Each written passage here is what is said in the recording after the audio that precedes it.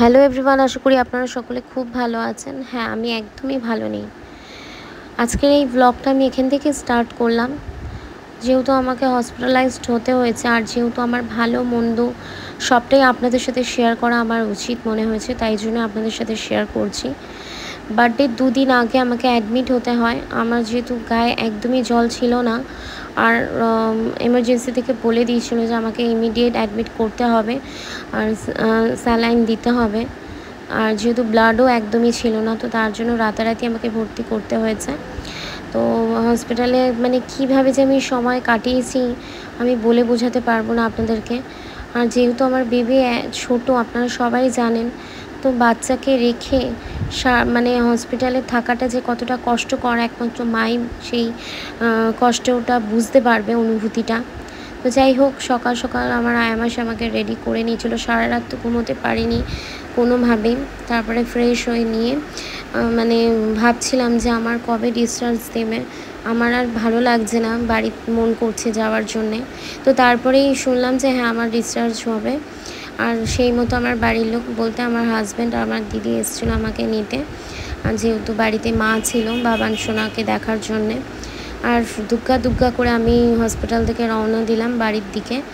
আর সবথেকে আনন্দের যে বার্থডের দিন আমার ফ্যামিলির সাথে আমি কাটাতে পারছি এটাই। বার্থডের দিন বিকেল 6টার সময় আমি বাড়ি এসে আমার বাবান সোনাকে জড়িয়ে ধরি ফ্রেশ হয়ে। আমার বাবান সোনাও একটু মানে হচ্ছিলো। তো যাই হোক, বাবান সোনাকে দেখে আমার শরীরের সব কষ্টই দূর হয়ে গেছে। তো তারপরেই দেখলাম যে এটা সাইডে রাখা ছিল, তো আমি ওটাই দেখছিলাম। বাবাই বলছিল ওপেন করে দেখো তোমার পছন্দ হয়েছে কি না। ও অনেক দিন ধরেই আমার বার্থডে প্ল্যানিং করে রেখেছিল, তবে আমার যে এরকম একটা পরিস্থিতি ক্রিয়েট হবে ওরাও মানে আমার ফ্যামিলিও বুঝতে পারিনি, আর আমি তো অবশ্যই বুঝতে পারিনি যে এরকমটা আমার সাথে হবে। এই বছরের বার্থডেটা যে আমি এত বাজেভাবে মানে প্রথমে কাটাবো, তবে বার্থডের দিন যখন ফ্যামিলির সাথে সময়টা কাটাতে পেরে অনেকটা ভালো লাগছিল। আর যেহেতু বাবাই বলেছিল যে আমি যদি বার্থডের দিন সুস্থ হয়ে বাড়ি ফিরে আসতে পারি, তাহলে নাকি আমাকে ও নিয়ে সঙ্গে করে পুজো দিতে নিয়ে যাবে। তো সেই মতো যেহেতু আমি বার্থডের দিনই ফিরে এসেছিলাম বাড়িতে, তো তার জন্য বললো যে বাবাই একটু কষ্ট হলেও তুমি একটু ড্রেসটা পরে আমার সাথে চলো, পুজো দিয়েই আবার তোমাকে তৎক্ষণাৎ নিয়ে চলে আসবো। তো আমি সেই মতো রেডি হয়ে পুজোর জন্য চলে গেলাম পুজো দিতে। আর একদমই শরীর পারমিট করছিল না, তবে কিছু করার ছিল না। ও বললো যে তোমার কোনো কষ্ট হবে না, আমি তোমাকে গাড়ি করে নিয়ে যাবো, আবার বাড়িতে জাস্ট পুজো দিয়েই চলে আসবো। তো সেই মতো আমার বাবান সোনাকে নিয়ে আমি পুজো দিতে চলে গেলাম। আর যেহেতু প্রচণ্ড গরমও পড়েছিল, মানে সেটা বলে বোঝাতে পারবো না। তারপরেই ওই যে বললাম সন্ধ্যা 6টা সাড়ে 6টা বেজে গিয়েছিল বাড়ি আসতে, তো তার জন্য মন্দিরে আসতেও লেট হয়েছিল। মানে লাস্ট পুজো আমরাই দিলাম, ঠাকুরমশাইকে বললাম যে একটু পুজো দিয়ে দিন, যেহেতু স্বয়ং দেওয়ার সময় হয়ে গেছিলো, ঈশ্বরের বিশ্রাম নেওয়ার সময় হয়ে গেছিলো। তো তারপরে বাবান সোনাকে নিয়ে একটুখানি মন্দিরে বসে আবার বাড়ির দিকে রওনা দিচ্ছিলাম। আর যেহেতু বাড়ি থেকে একদমই কাছে, তার জন্য সেরকম কোনো অসুবিধে হয়নি।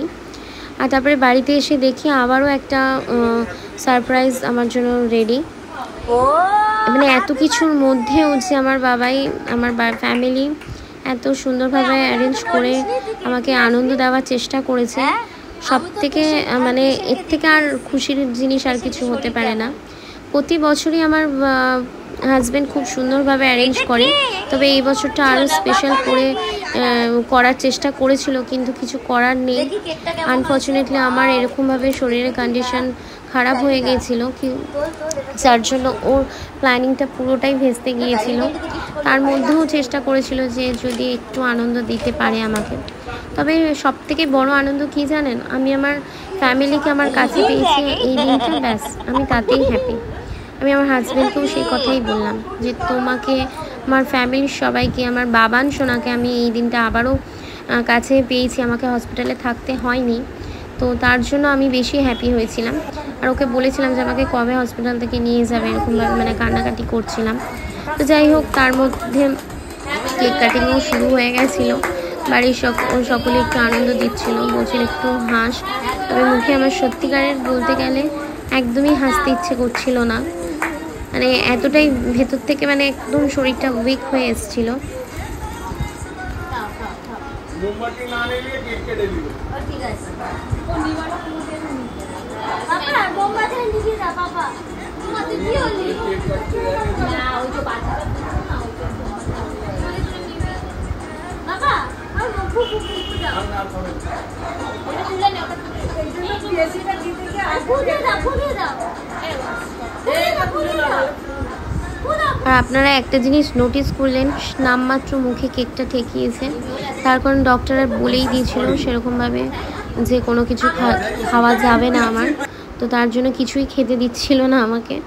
আর যাই হোক, কেকটাও ভীষণ পছন্দ হয়েছে আমার, তবে দুঃখের বিষয় আমি কেকটা একদমই খেতে পারিনি, কারণ আমাকে সুস্থ হতে হবে। তো যাই হোক, এখানে কোনো রকমে আমার সময়টা আমরা কাটিয়েছিলাম ফ্যামিলির সাথে। আর বার্থডের ঠিক রাত্রে আবারও একটা দুর্ঘটনা আমার সাথে ঘটে, সেটা হলো আমার হাত কেটে যায়। নাবতে গিয়ে কাছে বাড়ি খেয়ে পুরো কাঁচ ঢুকে গেছিলো। এখন তো তাও অনেকটা ভালো আছে, তবে এর থেকেও ভয়ঙ্কর অবস্থা হয়ে গেছিলো। তবে জানি না এরকমটা কেন আমার সাথে এই বছর বার্থডেতে ঘটলো। আপনারাও পে করবেন যাতে আমি খুব তাড়াতাড়ি সুস্থ হয়ে যেতে পারি। আজকের মতো এইটুকুই, আবারও ব্লগে আপনাদের সাথে শেয়ার করব।